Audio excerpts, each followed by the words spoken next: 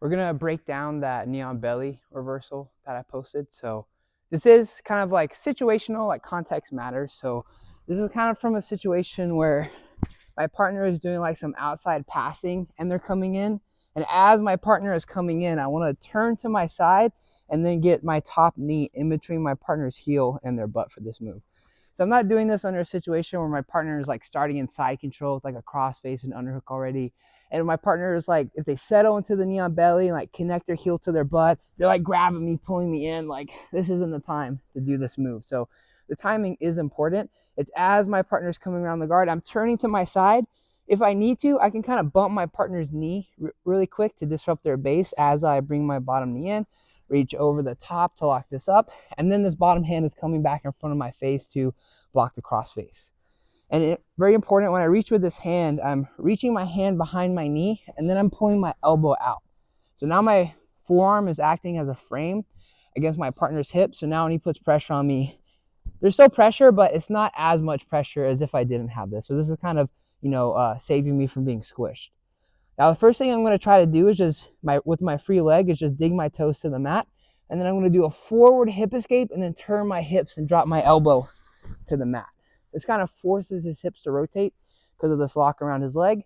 And now as soon as I do that, I sit up, grab the leg, and then do a technical stand. So this all happens very quickly.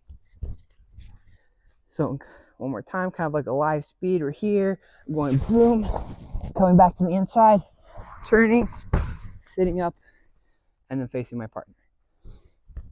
And part of what makes this work is like the kind of like the psychology behind the position.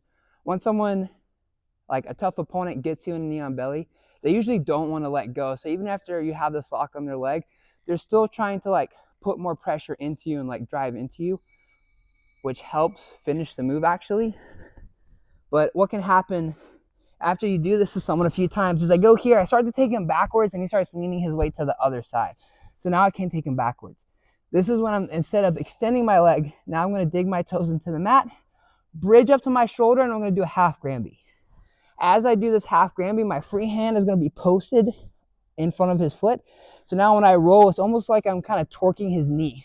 So this is going to incentivize him to backstep so that I can end up in the same position and then come on top. But then again, for that one, my hand is here, my leg is here. So as I go to rotate, it's doing this to his leg, which forces him to rotate on top. So one more time.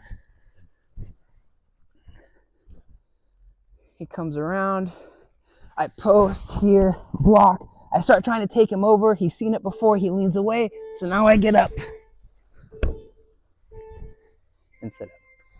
And so that's the main 1-2 punch. There's more stuff from there as well. Like if the person doesn't backstep, you can still take advantage of the situation. But this is like the real meat and potatoes. If you want more, like and subscribe. Oos.